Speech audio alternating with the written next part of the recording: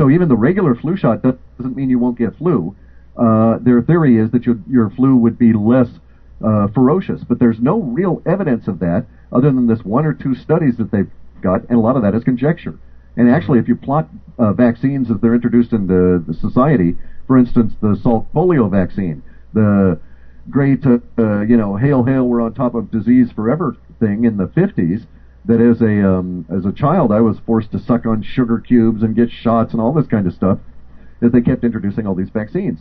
And yet when we look at it statistically, the Salk polio vaccine came about 7 months, was introduced to the populace about 7 months after polio had peaked and dropped to its low-level, quote, sustainability point or carry trade point within the disease vector itself.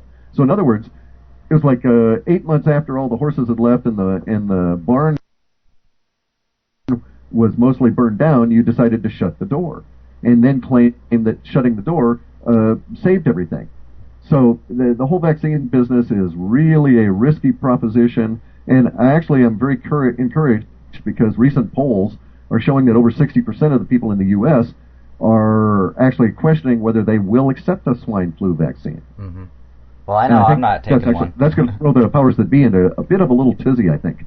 Oh yeah, I think that's where the whole martial law card comes in. Is that's their backup. If we won't do it willingly, then they're going to find a way to try to make us do it.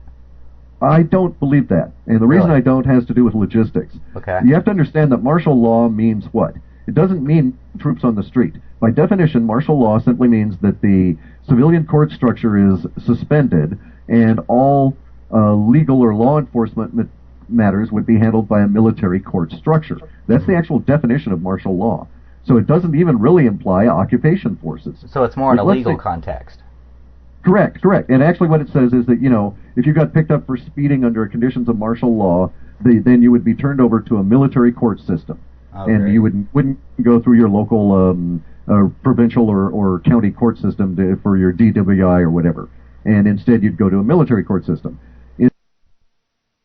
In effect, we always associate mentally in the context of martial law, we always think of it as occupation, because usually the two go hand in hand. They need not, but let's assume that they did it in this case.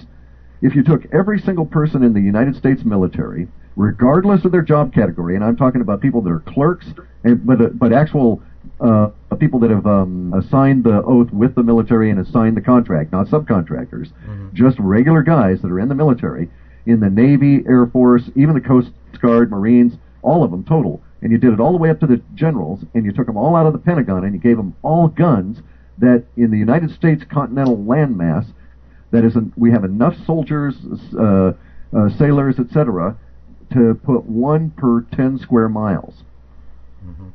And that's the concentration level we could achieve, which means that if they were going to do some kind of an occupation or use a martial law excuse to try and force a vaccine, they would have to take another tact on it. That is to say, they couldn't simply do it by sheer force of numbers. Well, they would fail. So go ahead. I was going to say, I think they would fail miserably if they tried to just do it troop versus people. We have them severely outnumbered and pretty much outgunned, I would say, these days. Correct. And so what they'll do is they will use a different pattern of social engineering to try and coerce or heighten the voluntary acceptance of the vaccine. And this might get to the point where a local representative would call you and claim to be, and probably would be, working at your local county health department and say, okay, Mr. Bill, I want you to come down and get your shot. When can we schedule you and your wife and your 2 daughters? And Mr. Bill would say, well, what are you talking about? And they would say, well, we're calling from your local county health department, and you have to come down and get your shot. Our records show that no one in your family has gotten a shot. You better come down and get your vaccine right away. And they'll basically use a lot of language to imply that there's some nasty else on the other side of it. Like fines or whatnot. If we tried that again here for instance, in the county I'm in, and they were not using military, but they were going to rely on local law enforcement, we've only got 4 sheriff's deputies in the county. We're under huge budget constraints. All of our local police are barely hanging on by a thread budgetarily, and the stress on the whole system is such that they're probably I would say that all law enforcement total probably in Thurston County probably doesn't come to more than 600 individuals, and I'm even talking jail guards. Wow. So it'd be awful hard to use a local system to impress that kind of a system on 150,000 people. Mm-hmm. So for a lot of reasons, I doubt that there will be a, quote, forced vaccination, or even a roundup for that matter. And I've got buddies of mine, let's look at the FEMA camps issues, right? Yes. Okay, I've got friends of mine that say, well, they're building these FEMA camps all over and stuff. And I say, okay, and do you have any evidence of that? And they send me these contracts, which I've seen, the Halliburton and KBR and some of the other contracts that the government has let in the United States for the building of these detention camps. And indeed, some have been built, because I'm able to go and look at resources that show the purchase of cement, the allocation of phone subcontractors, people that come on in and do wiring, all of this kind of stuff for a couple of the camps along in the southern tier of states that are related to the immigration issue. And even these are relatively small, and they're not really FEMA camps. They were built by Halliburton for the INS. And we're talking about camps that at most would hold 3,000 individuals and had housing and structure and so on. But the point being that it was easy to go into the federal government registers and online material and track all their expenditures on all the cement required and so on. And I have not been able to confirm the creation of these 800 FEMA camps or whatever are supposed to be out there in the various states by virtue of the resources being used. So there may indeed have been contracts, and they may have built them and done some sneaky kind of accounting so that it doesn't show up in the local cement prices in Chicago or Las Vegas, that they're building a large camp there that's going to consume cement for 30 or 40 or 50 days. Yeah. I just don't see any cement price spikes in any of these areas that supposedly have these camps built. So on the main, I would say there's a lot of rumor, but I sure haven't seen a lot of evidence for FEMA having camps that could incarcerate anything close to a significant portion of the populace. And then there's one other way to look at it, and that is that we don't need a camp. We're already living in one. Basically. Very true, very true. So, I mean, we can probably leave that subject there if you want. There's a lot to be paranoid about. They're trying to kill us all off, but some of the grosser ideas of, white trains full of shackles with guillotines and giant installations at the end of the trains, I don't see any evidence for. Well, it could just be part of a PSYOP, kind of a fear tactic thing. If we know the camps are there, then that gives us something else to worry about. Correct, and I would agree with that. There are PSYOPs going on all the time. There's one thing that's a little ambiguous, and that's the it's happening every day. Chemtrails, what is it? Is it is this part of the inevitable plan, the transformation that we're talking about, or are we? Yeah, it's a very scary thing. To not be worried about it really is freaky.